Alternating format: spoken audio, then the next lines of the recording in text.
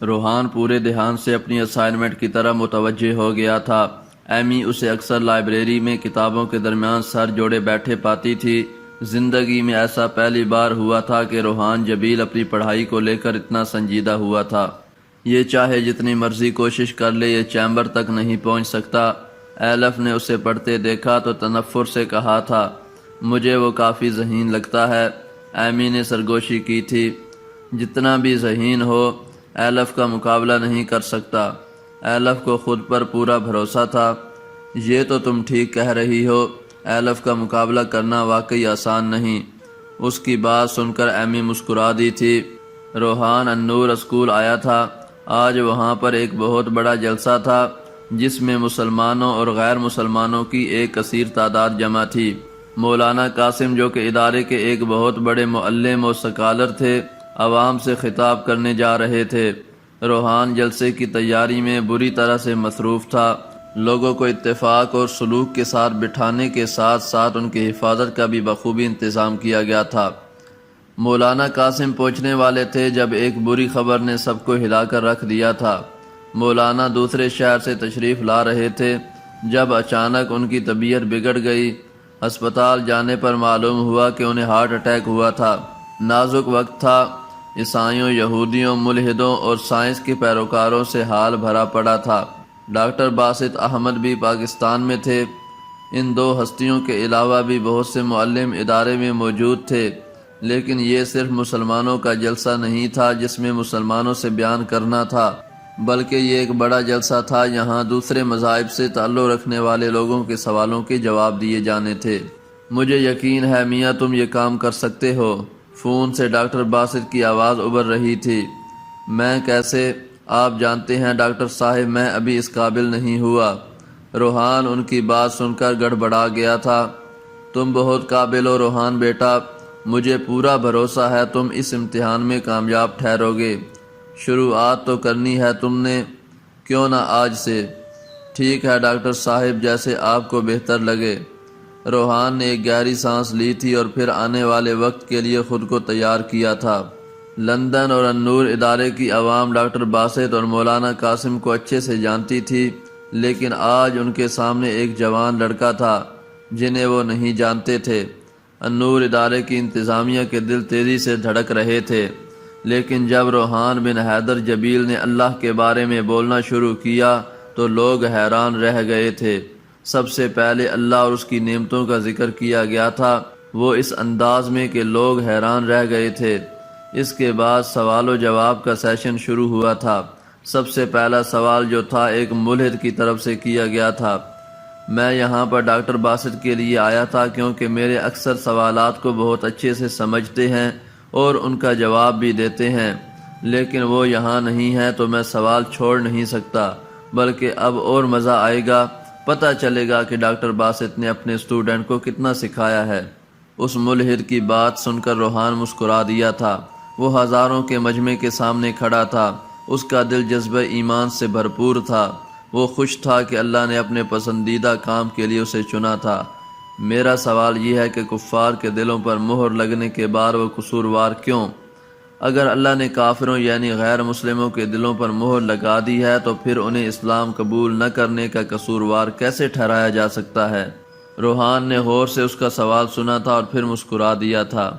آپ نے ٹھیک کہا، اللہ تعالیٰ سورۃ بقرہ کی آیت نمبر 6 اور 7 میں فرماتا ہے کہ ان الذین کفروا سواء علیہم اانذرتہم ام لم تنذرہم لا یؤمنون ختم اللہ علی قلوبہم وعلی سمعہم وعلی ابصارہم غشاوۃ ولہم عذاب عظیم۔ بے شک جن لوگوں نے کفر کیا ان کے لیے یکساں ہے، خواہ آپ انہیں خبردار کریں یا نہ کریں، بہرحال وہ ایمان لانے والے نہیں۔ اللہ نے ان کے دلوں اور ان کے کانوں پر مہر لگا دی ہے اور ان کی آنکھوں پر پردہ پڑ گیا ہے اور ان کے لیے بہت بڑا عذاب ہے۔ یہ آیات عام کفار کی طرف اشارہ نہیں کرتی جو ایمان نہیں لائے۔ قرآن کریم میں ان کے لیے ان الذین کافروا کے الفاظ استعمال کیے گئے ہیں، یعنی وہ لوگ جو حق کو رد کرنے پر تلے ہوئے ہیں۔ نبی کریم صلی اللہ علیہ وآلہ وسلم سے خطاب کرتے ہوئے فرمایا گیا کہ تم خبردار کرو یا نہ کرو، یہ ایمان لانے والے نہیں ہیں۔ اور یہ اس وجہ سے نہیں کہ اللہ تعالیٰ نے ان کے دلوں پر مہر لگا دی ہے اس لیے وہ سمجھتے ہیں نہ ایمان لاتے ہیں، بلکہ معاملہ برعکس ہے۔ اس کا سبب یہ ہے کہ یہ کفار بہر صورت حق کو مسترد کرنے پر تلے بیٹھے ہیں، اور آپ انہیں تنبیہ کریں یا نہ کریں وہ ہرگز ایمان نہیں لائیں گے، لہٰذا اس کا ذمہ دار اللہ نہیں بلکہ کفار خود ہیں۔ اللہ تعالیٰ کی طرف گمراہ کرنے یا دلوں پر مہر لگانے کی نسبت اس لیے درست نہیں کہ اللہ تعالیٰ نے انبیاء اور رسول بھیج کر اور آسمانوں سے کتابیں نازل فرما کر انسانوں کے لیے راہ حق واضح کر دی۔ اب جنہوں نے حق قبول کیا وہ ہدایت یافتہ اور کامیاب ٹھہرے، اور جنہوں نے حق سے منہ موڑا اور انبیاء اور رسول کو ستایا، اللہ نے انہیں گمراہی میں پڑا رہنے دیا اور حق کی توفیق نہ دی۔ ایک مثال سے وضاحت کرتا ہوں۔ فرض کیجئے ایک تجربہ کار استاد آخری امتحانات سے قبل یہ پیشگوئی کرتا ہے کہ فلاں طالب علم امتحان میں فیل ہو جائے گا، اس لیے کہ وہ بہت شریر ہے، سبق پر توجہ نہیں دیتا اور اپنے ہوم ورک بھی کر کے نہیں لاتا۔ اب اگر وہ امتحان میں ناکام رہتا ہے تو اس کا قصوروار کسے ٹھہرایا جائے گا، استاد کو یا طالب علم کو؟ استاد کو صرف اس وجہ سے کہ استاد نے پیشگوئی کر دی تھی، اس لیے اسے طالب علم کی ناکامی کا ذمہ دار قرار نہیں دیا جا سکتا۔ اسی طرح اللہ تعالیٰ کو یہ بھی پیشگی علم ہے کہ بعض لوگ ایسے بھی ہیں جنہوں نے حق کو ٹھکرانے کا تہیہ کر رکھا ہے اور اللہ نے ان کے دلوں پر مہر لگا دی ہے، لہٰذا وہ غیر مسلم خود ایمان اور اللہ سے منہ موڑنے کے ذمہ دار ہیں۔ اللہ نے تو علم الغیب کا علم رکھتے ہوئے انہیں سدا کے لیے اس بھنور میں چھوڑ دیا ہے، کیونکہ دلوں کے راز بخوبی جانتا ہے اور اسے پتہ ہے کہ کچھ بھی کر لو یہ لوگ ایمان لانے والے نہیں ہیں۔ ایک اور سوال ڈاکٹر روحان حیدر۔ اس لڑکے نے دوبارہ کہا تھا، جی آپ سوال پوچھ سکتے ہیں لیکن میں ڈاکٹر نہیں ہوں۔ وہ مسکرایا تھا۔ اوکے دیٹس گریٹ، لیکن میرا یہ سوال میرے پہلے سوال سے ہی جڑا ہے۔ فہم و ادراک کا مرکز دل ہے یا دماغ؟ قرآن کریم میں ارشاد ہے کہ اللہ نے کافروں کے دلوں پر مہر لگا دی ہے اور وہ بھی کبھی ایمان نہیں لائیں گے۔ دوسری طرف سائنس ہمیں یہ بتاتی ہے کہ فہم و ادراک اور ایمان لانا دماغ کا کام ہے، دل کا نہیں۔ تو کیا قرآن کا دعویٰ سائنس کے متضاد ہے؟ سوال سن کر روحان مسکرا دیا تھا۔ کبھی وہ خود سائنس اور مذہب کی جنگ میں سوال کر کے لوگوں کو دھنگ کر دیتا تھا، اور آج پھر وہ اس جنگ کا حصہ تھا۔ یقیناً اس بات میں بھی وہ لوگوں کو لاجواب کرنے والا تھا۔ قرآن مجید میں ارشاد ہے کہ ان الذین کفروا سواء علیہم انذرتہم ام لم تنذرہم لا یؤمنون ختم اللہ علی قلوبہم وعلی سمعہم وعلی ابصارہم غشاوۃ ولہم عذاب عظیم۔ بے شک جن لوگوں نے کفر کیا ان کے لیے یکساں ہے، خواہ آپ انہیں خبردار کریں یا نہ کریں، بہرحال وہ ایمان لانے والے نہیں ہیں۔ اللہ نے ان کے دلوں اور ان کے کانوں پر مہر لگا دی ہے اور ان کی آنکھوں پر پردہ پڑ گیا ہے اور ان کے لیے بہت بڑا عذاب ہے۔ سب سے پہلی بات تو یہ ہے کہ قلب کا مفہوم سمجھا جائے۔ وہ اسٹیج پر مائک کے سامنے کھڑا دلسوز آواز میں بول رہا تھا۔ عربی زبان میں لفظ قلب کے معنی دل کے بھی ہیں اور ذہانت کے بھی۔ ان آیات میں جو لفظ قلب استعمال ہوا ہے اس سے مراد دل بھی ہے اور ذہانت بھی، لہٰذا مذکورہ بالا آیات کا مطلب یہ نہیں ہے کہ اللہ تعالیٰ نے کفار کی سوچنے سمجھنے کی صلاحیت پر مہر لگا دی ہے اور وہ نہ تو بات کو سمجھ پائیں گے اور نہ ایمان لائیں گے۔ عربی زبان میں قلب سے فہم و ادراک کا مرکز بھی مراد دیا جا سکتا ہے اور یہ فہم و ادراک کے مفہوم میں استعمال کیے جاتے ہیں۔ ان کی چند مثالیں ملاحظہ ہوں۔ لیونیٹک، قمر یا چاند کا مارا ہوا۔ لفظ لیونیٹک کا لغوی مطلب ہے چاند کا مارا ہوا یا چاند کی زد میں آیا ہوا۔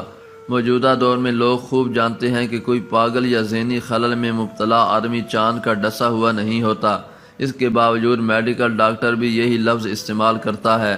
یہ زبان کی عمومی ارتقاء کی ایک مثال ہے۔ ویسے لیونیٹک بمعنی دیوانہ کی اصطلاح اس باطل تصور کے تحت گھڑی گئی۔ چاند میں ہونے والی تبدیلیوں کا شدید اثر پڑتا ہے، چنانچہ شعراء چاندنی سے عشق و دیوانگی کی کیفیت پیدا ہونے کا اکثر ذکر کرتے ہیں۔ ڈیزسٹر، ایک منحوس ستارہ۔ لفظ ڈیزسٹر کا معنی و مطلب منحوس ستارہ ہے، لیکن آج کل یہ لفظ اچانک نازل ہونے والی بدقسمتی یا آفت کے لیے استعمال کیا جاتا ہے، حالانکہ ہم سب اچھی طرح جانتے ہیں کہ بدقسمتی کا کسی منحوس ستارے سے کوئی تعلق نہیں۔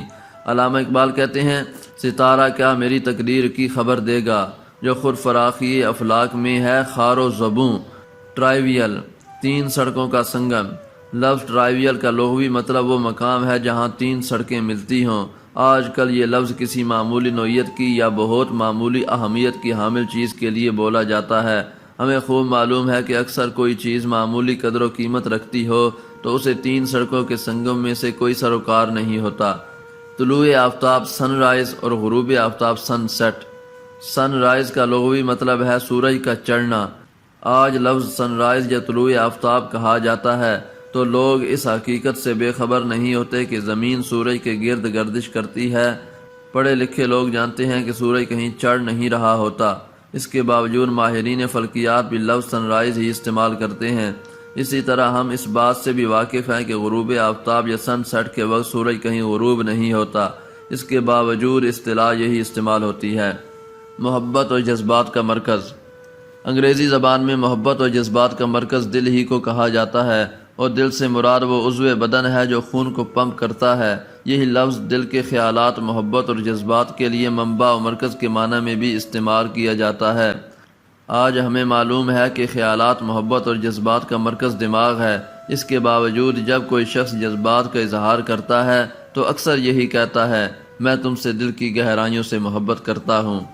تصور کیجئے ایک سائنسدان جب اپنی اہلیہ سے ان الفاظ میں اظہار محبت کرتا ہے تو کیا وہ یہ کہے گی کہ تمہیں سائنس کی اس بنیادی حقیقت کا بھی علم نہیں کہ جذبات کا مرکز دماغ ہے، دل نہیں؟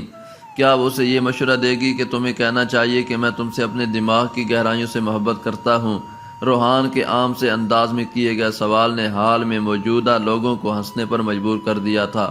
روحان کے عام سے انداز میں کیے گئے سوال نے حال میں موجود لوگوں کو ہنسنے پر مجبور کر دیا تھا، لیکن نہیں، وہ ایسا نہیں کہتی، بلکہ خاوند کے دل کی گہرائیوں سے محبت کے دعوے کو تسلیم کرتی ہے۔ لفظ قلب مرکز خیالات اور ادراک کے معنی میں بھی بھرپور بولا جاتا ہے۔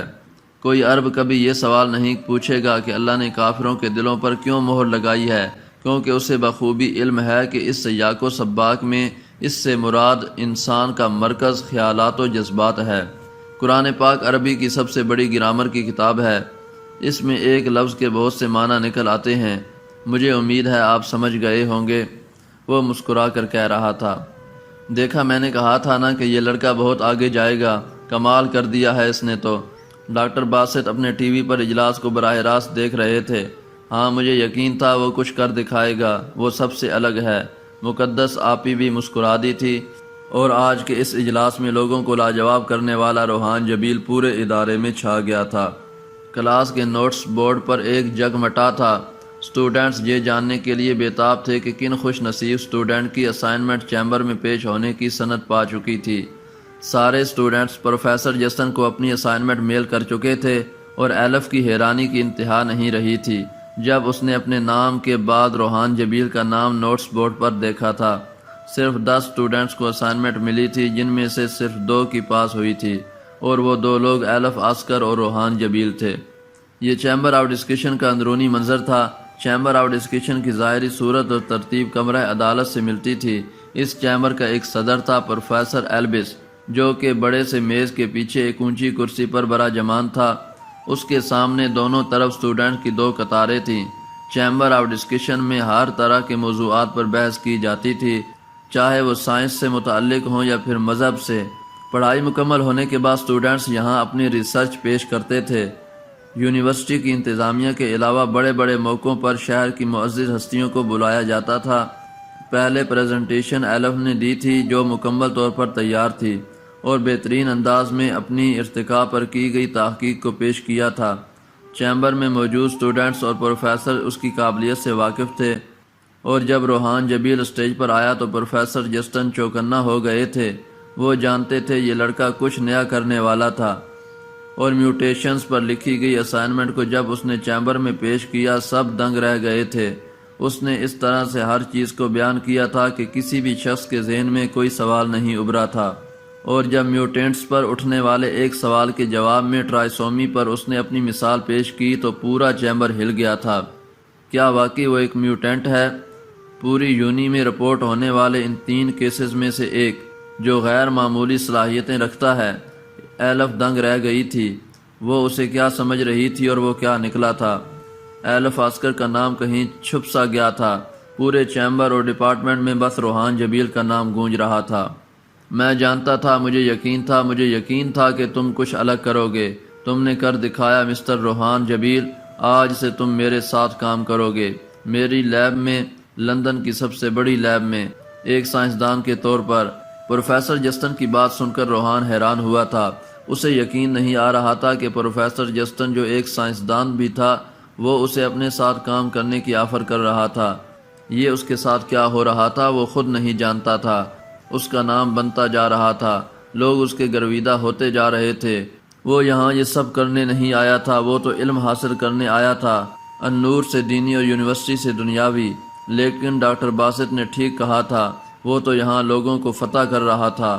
کیسے، کیوں، کیا چیز اس کی مدد کر رہی تھی وہ خود نہیں جانتا تھا۔ ان 4 سالوں میں ایسا پہلی بار ہوا تھا کہ ایلف نے اپنے نام سے زیادہ کسی اور کے نام کی گونج سنی تھی۔ وہ 4 سالوں سے جینیٹکس پڑھ رہی تھی، لیکن اس کے پاس اتنا علم، اتنی معلومات نہیں تھی جتنی روحان جبیل کے پاس۔ یقین نہیں ہوتا کہ کوئی اتنا علم کیسے رکھ سکتا ہے، وہ روحان کے سامنے کھڑی استفسار کر رہی تھی۔ اور میں بھی حیران ہوں کہ ایک لڑکی اتنی اچھی ریسرچ کیسے کر سکتی ہے، وہ شرارت سے کہہ کر مسکرایا تھا۔ ایلف نے غور کیا تھا، وہ وجیح تھا، اس کے بات کرنے کا انداز اس کی شخصیت میں وقار لاتا تھا۔ زیادہ خوش فہم ہونے کی ضرورت نہیں ہے، ابھی فائنل ایگزامز باقی ہیں، اور یقیناً پچھلے 4 سالوں کی طرح اس بار بھی ایلف ٹاپ کرنے والی ہے، وہ خود کو نارمل کرتے ہوئے بولی تھی۔ یقیناً ایلف آسکر ٹاپ کرنے والی ہے، میں نے کب انکار کیا، وش یو گڈ لک۔ وہ مسکرا کر کہتا آگے بڑھ گیا تھا۔ اسے ٹاپ کرنے سے کوئی سروکار نہیں تھا، وہ یہ کام بچپن سے کرتا آیا تھا، اس کے نزدیک اب اس چیز کی کوئی اہمیت نہیں تھی۔ ہاں البتہ اور بہت سے کام تھے جو اسے سر انجام دینے تھے۔ تو تم نے اپنے سلفائٹ ہونے کا ثبوت دے ہی دیا، جان کر اچھا لگا۔ اگلے دن وہ اپنی پسندیدہ جگہ پر اس فوارے پر بیٹھا تھا جس کے ارد گرد پرندے اڑ رہے تھے اور کبھی نیچے بیٹھ کر دانہ چگتے تھے۔ میں نے کچھ نہیں کیا پروفیسر تھامس، مجھے جو کام ملا تھا وہی پورا کیا ہے۔ تم نے چیمبر کو پہلی باری میں ہی ہلا دیا ہے مسٹر جبیل، حیران ہوتا ہوں کہ تم آگے کیا کرو گے۔ پروفیسر تھامس بھی اس کے متاثرین میں نظر آ رہے تھے۔ دیکھتے ہیں پروفیسر، لیکن میرا چیمبر ہلانے کا ارادہ نہیں ہے۔ وہ اداسی سے مسکرایا تھا۔ شام کو میرے اپارٹمنٹ آ جانا، مجھے تمہارے ساتھ چائے پی کر اچھا لگے گا۔ پروفیسر تھامس اسے چائے کی دعوت دے کر جا چکے تھے، جبکہ روحان انہیں جاتا دیکھ رہا تھا۔ اس کا جانے کو دل نہیں چاہ رہا تھا، لیکن وہ پروفیسر کو انکار بھی نہیں کر سکتا تھا۔ اس لڑکے کی شکل کسی سے تو ملتی ہے، لیکن کس سے؟ ایلف اپنے کمرے میں بری طرح سے چکر کاٹ رہی تھی۔ آج اس نے روحان کو بہت قریب سے دیکھا تھا، اسے اس کے چہرے میں کسی کی شباہت نظر آئی تھی۔ اوہ وہ گارڈ مجھے یاد کیوں نہیں آ رہا؟ وہ پریشان ہو گئی تھی، کوئی پہلی بار اس کے مقابلے پر آیا تھا۔ ایلف کو حیرانی ہو رہی تھی، وہ لندن کے میئر کی بیٹی، اپنی ذات میں بے مثال تھی، پھر نہ جانے کیوں وہ اس چہرے کو بھول نہیں پا رہی تھی۔ اچانک اس کے ذہن میں ایک دھماکہ ہوا تھا اور وہ میز پر رکھے اپنے لیپ ٹاپ کی طرف لپکی۔ رات کے اس پہر کافی ٹھنڈ تھی۔ وہ پروفیسر تھامس کے اپارٹمنٹ کے باہر کھڑا تھا، کوٹ کے کالر کو کھڑا کر کے اس نے خود کو ٹھنڈ سے بچایا ہوا تھا۔ کچھ دیر بعد دروازہ کھلا تھا۔ Mister Rohan Jabeel welcome. Professor Thomas جیسے اس کا انتظار کر رہے تھے، وہ اسے دیکھ کر خوش ہوئے تھے۔ روحان نے جیسے ہی اندر قدم رکھا اسے ایک گرم سا احساس ہوا تھا، پورا گھر ہیٹر کی گرمائش سے گرم تھا۔ روحان کی ہڈیوں کو جیسے سکون ملا تھا۔ معاف کرنا، میں نے دروازہ دیر میں کھولا، ملازم جا چکا ہے، میں خود چائے کا سامان میز پر لگا رہا تھا۔ کوئی بات نہیں پروفیسر، آپ کو معذرت کرنے کی ضرورت نہیں ہے۔ روحان شرمندہ ہوا تھا۔ آ جاؤ، چائے ٹھنڈی ہو جائے گی، پروفیسر نے ڈائننگ روم کی طرف بڑھتے ہوئے کہا تھا۔ روحان نے اس بات میں سر ہلا کر ان کی پیروی کی۔ تم النور جاتے ہو کیا سیکھنے؟ پروفیسر کے سوال پر وہ چونکا تھا، یعنی پروفیسر تھامس اس پر نظر رکھتے تھے۔ ہاں میں وہاں سے دینی تعلیم حاصل کر رہا ہوں، روحان نے پروفیسر کے ہاتھ سے چائے کا کپ پکڑتے ہوئے جواب دیا تھا۔ تعلیم حاصل کر رہے ہو یا تعلیم دے رہے ہو؟ کافی اچھا بول لیتے ہو تم بھی، میں نے وہ ویڈیو دیکھی ہے جن میں تم ایک سکالر کا کام کر رہے ہو۔ روحان اس بار صحیح معنوں میں چونکا تھا۔ نہیں میں سکالر نہیں ہوں، میں بس اپنے مذہب کے بارے میں جو لوگوں کی الجھنیں ہیں انہیں دور کرنے کی کوشش کرتا ہوں، روحان نے چائے کا گھونٹ بھرتے ہوئے جواب دیا تھا۔ اچھی بات ہے، پروفیسر تھامس نے سوچتے ہوئے کہا تھا۔ کتنی زبانوں پر عبور رکھتے ہو برخوردار؟ وہ پوچھ رہے تھے۔ کچھ زیادہ نہیں، انگریزی، اردو، فرانسیسی جانتا ہوں، جبکہ اور عربی سیکھ رہا ہوں۔ روحان نے سچ بتایا تھا۔ اگر میں ہسپانوی زبان میں تم سے کچھ سوال کروں تو کیا تم جواب دے سکو گے؟ نہیں، روحان نے الجھتے ہوئے جواب دیا تھا۔ اسے سمجھ نہیں آ رہا تھا کہ پروفیسر یہ سب کیوں پوچھ رہے تھے۔ پروفیسر اپنی کرسی سے کھڑے ہوئے تھے اور بند کھڑکی میں جا کر کھڑے ہو گئے تھے، جس کے دھند جمے شیشوں سے لندن دھندلا سا نظر آ رہا تھا۔ عہد الست کے بارے میں جانتے ہو؟ خدا نے کس زبان میں وعدہ کیا تھا ہر انسان سے؟ پروفیسر کے سوال پر روحان چونکا تھا۔ اسے اب سمجھ آیا تھا کہ وہ مختلف زبانوں کا ذکر کیوں کر رہے تھے۔ یہ تو اللہ ہی بہتر جانتا ہے، لیکن میرے ناقص علم کے مطابق وہ گفتگو عربی میں ہوئی تھی۔ روحان نے جواب دیا۔ کیوں؟ سوال حاضر تھا۔ کیونکہ یہ اللہ کے محبوب نبی صلی اللہ علیہ وآلہ وسلم کی زبان ہے۔ اسی زبان میں آخری کتاب کو نازل کیا گیا تھا، اور بہت سی روایات میں آیا ہے کہ عربی ہی جنت کی زبان ہوگی۔ میں نے پڑھا ہے کہ مرنے کے بعد انسان سے عربی زبان میں کچھ سوال کیے جائیں گے اور عہد الست کی پوچھ گچھ ہوگی۔ جن لوگوں کو عربی زبان نہیں آتی وہ کیا کریں گے؟ پروفیسر کی بات سن کر روحان مسکرایا تھا۔ وہ ان کا سوال سمجھ چکا تھا۔ وہ اپنی جگہ سے اٹھا اور پروفیسر کے برابر میں جا کر کھڑا ہو گیا تھا۔ مسلمانوں کا ایمان ہے اور بعض روایات میں ہے کہ روز قیامت یا قبر میں حساب عربی میں ہوگا۔ ہمارے استاد کا خیال تھا کہ ہماری ہی زبان میں ہوگا۔ سوال و جواب کسی زبان میں بھی ہوں، ہمیں بس اس وقت کے لیے تیار رہنا ہوگا۔ روحان نے کہنا شروع کیا۔ النور میں میرا ایک دوست ہے جو کہتا ہے یہ حساب کسی زبان میں ہوگا ہی نہیں، یہ سارا معاملہ ایسے مفاہیم کے دو طرفہ ابلاغ اور منتقلی سے وقوع پذیر ہوگا جسے سمجھنے سے ہم ابھی اس جسم میں رہتے ہوئے قاصر ہیں، لیکن مفاہیم کی یہ زبان قرآن کے مطابق ہم پہلے بھی استعمال کر چکے ہیں۔ آپ نے قرآن میں عہد رسالت کی آیات پڑھی ہوں گی۔ یہ وہ عہد ہے جو میں نے اور آپ نے اپنی پیدائش سے پہلے کیا تھا۔ تب نہ مجھے اردو آتی تھی، نہ انگریزی، نہ عربی، نہ ہی آپ کو پنجابی، سرائکی، سندھی وغیرہ آتی تھی، لیکن پھر بھی ہم نے ایک ایسا اہم ترین عہد کر لیا جس کا تعلق ایک نئی دنیا میں جانے جیسے بہت بڑے فیصلے سے تھا۔ پروفیسر نے چونک کر روحان کو دیکھا تھا جو اپنے دوست کی سوچ کو ہو بہو اس کے الفاظ میں بیان کر رہا تھا۔ مرتے ہی ہم جو صورت اختیار کر لیں گے یہ وہی صورت ہوگی جو پیدائش سے پہلے وہ عہد کرتے وقت ہماری شخصیت کا حصہ تھی، یعنی ہم جسم سے واپس اس کیفیت میں منتقل ہو جائیں گے جو ہماری حقیقی شخصیت تھی۔ یہ ہاتھ، یہ پیر، یہ ٹانگیں، یہ کان، ناک تو میرے ہیں، میں یہ نہیں ہوں۔ میں تو وہ ہوں جو جسم سے نکل جاؤں تو یہ جسم لاش کہلاتا ہے۔ میں یہ جسم پہنے ہوئے تو ہوں، یہ میں نہیں ہوں۔ اس جسم سے نکلتے ہی میں پہلے کی طرح انرجی کی زبان اور مفاہیم سمجھانے لگوں گا، یعنی مجھے اپنی وہ زبان دوبارہ استعمال کرنا آ جائے گی جو الفاظ کی محتاج نہیں۔ حساب اسی زبان میں ہوگا۔ میرا گمان ہے کہ وہ محسوسات کی زبان ہوگی۔ یہ میرے دوست کا گمان ہے اور میں مانتا ہوں کہ کبھی کبھی کوئی گمان انجانے میں گناہ بھی بن جاتا ہے، اس لیے میں اس کی بات سے پوری طرح متفق نہیں۔ اس کے کہنے کا مطلب بس یہ ہے کہ اگر آپ کو عربی نہیں آتی تو گھبرانے کی ضرورت نہیں، بشرطے کہ آپ متوازن زندگی گزار کر اپنی حقیقی شخصیت میں منتقل ہوئے ہیں۔ وہاں آپ الفاظ کے محتاج نہیں ہوں گے، آپ کے احساسات آپ کے حق میں یا آپ کے خلاف گواہ ہوں گے۔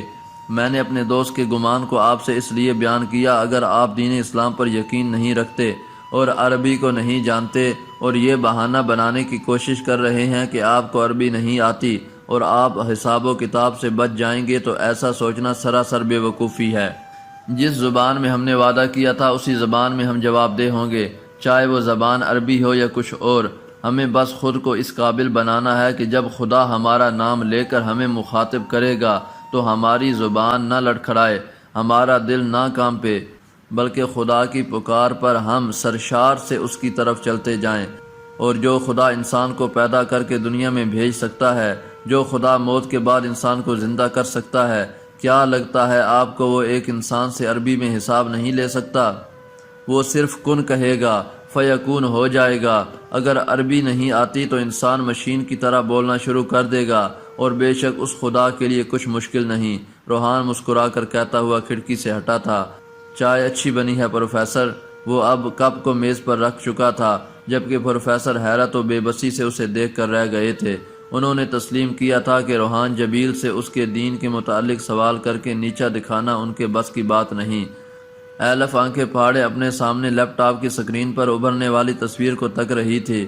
اس کے سامنے روحان جبیل کی تصویر تھی جسے اس نے مختلف زاویوں سے ایڈٹ کیا تھا، کبھی لمبے بال تو کبھی سائیڈ کٹ، آئی برو پر لگا ہوا کٹ۔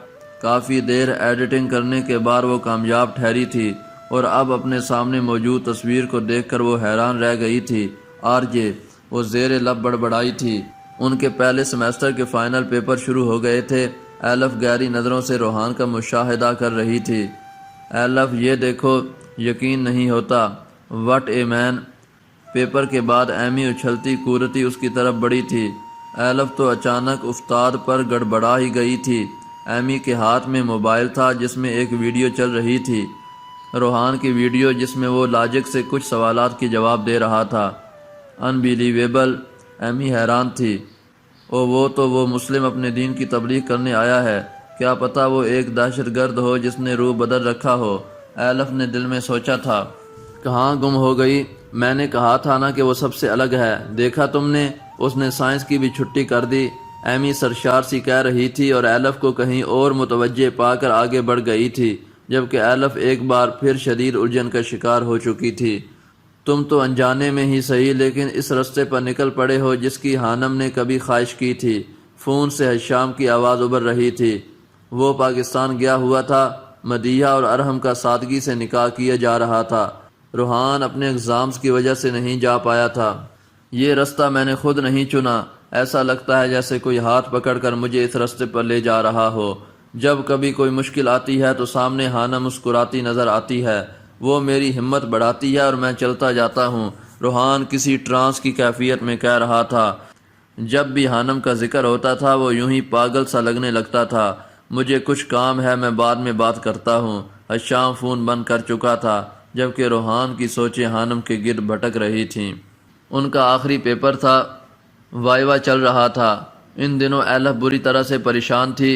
وہ جتنا روحان سے چھٹکارا چاہتی تھی، اس کی کوئی نہ کوئی بات ایلف کو متوجہ کر لیتی تھی۔ اس کی ذات کے بہت سے پہلو تھے جنہیں وہ سمجھ نہیں پا رہی تھی۔ ابھی وائوا کے دوران وہ 5 میں سے ایک سوال کا بے دھیانی میں غلط جواب دے چکی تھی۔ ایسا پہلی بار ہوا تھا۔ روحان اسے غور سے دیکھ رہا تھا۔ اسے وہ الجھی نظر آئی تھی۔ وہ ایک زندہ دل لڑکی تھی جو سچ بولتی تھی اور ہر مشکل کا مقابلہ کرنے کے لیے تیار رہتی تھی۔ اب روحان کی باری تھی۔ پہلے 3 سوالوں کے وہ درست جواب دے چکا تھا۔ ایلف کا رنگ فک ہوا تھا۔ اسے پہلی بار ہارنے کا خود احساس ہوا تھا۔ وہ ڈر گئی تھی۔ روحان نے اس کے چہرے پر خوف محسوس کیا تھا۔ وہ لندن کے میئر کی بیٹی تھی۔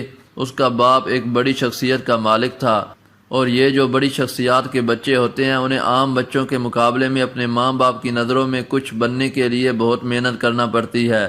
چونکہ ماں باپ خود کامیاب ہوتے ہیں، ان کے نزدیک بچوں کی چھوٹی چھوٹی کامیابیاں کچھ خاص اہمیت نہیں رکھتیں۔ ایسے بچے بہت سی محرومیوں کا شکار رہ جاتے ہیں۔ وہ اگر ٹاپ کرتے ہیں تو ان کے ماں باپ عام ماں باپ کی طرح، جو کہ اپنے بچوں کی ایسی کامیابی پر پھولے نہیں سماتے، جڑ سے انہیں گلے نہیں لگا لیتے، بلکہ اپنے بچوں کو اپنا آپ منوانے کے لیے، اپنی شخصیت بنانے کے لیے بہت محنت کرنا پڑتی ہے۔ اور ایسی ہی ایک زندگی ایلف جی رہی تھی۔ وہ سالوں سے ٹاپ کر رہی تھی اور اپنا ایک نام بنانے میں کامیاب بھی ہو گئی تھی، لیکن اب روحان جبیل کے آنے سے وہ مٹتا محسوس ہو رہا تھا، اور اسی دکھ میں روحان نے ایلف کو گھلتے پایا تھا۔ سر جسٹن نے اس سے 4تھا سوال پوچھا تھا اور روحان ایلف سے نظریں ہٹا کر کچھ سوچ رہا تھا، اور پھر جب اس نے جواب دیا تو پروفیسر حیران رہ گیا تھا۔ جواب غلط تھا۔ ایلف کے تنے ہوئے کندھے ایک دم ڈھیلے پڑے تھے۔ اس کے چہرے پر سکون پھیل گیا تھا، لیکن اگلے سوال کے جواب بھی غلط دینے پر ایلف چونکی تھی۔ وہ حیرت سے روحان کو دیکھ رہی تھی جس کے چہرے پر گہرا سکون چھایا تھا۔ پروفیسر بے یقینی سے کبھی روحان تو کبھی ایلف کو دیکھ رہے تھے۔ کلاس ختم ہو چکی تھی۔ وہ باہر نکل چکا تھا۔ ایلف نے کچھ دیر اسے جاتے ہوئے دیکھا تھا اور پھر کرنٹ کھا کر اس کے پیچھے لپکی تھی۔ وہ جان گئی تھی سوال اتنے مشکل نہیں تھے جن کا روحان جبیل کو جواب نہیں آتا۔ پھر اس نے غلط جواب کیوں دیا تھا؟ وہ چونکی تھی اور اسے کچھ سمجھ آ رہا تھا۔ رکو مسٹر، وہ ہانپی اس تک پہنچی تھی۔ روحان کے قدم رک گئے تھے۔ روحان جبیل نام ہے میرا، وہ کہہ کر آگے بڑھا تھا۔ روحان جبیل یا پھر آرجے؟ ایلف نے گویا دھماکہ کیا تھا۔ روحان کے قدم ساکت ہوئے تھے اور وہ پھر کرنٹ کھا کر پلٹا تھا۔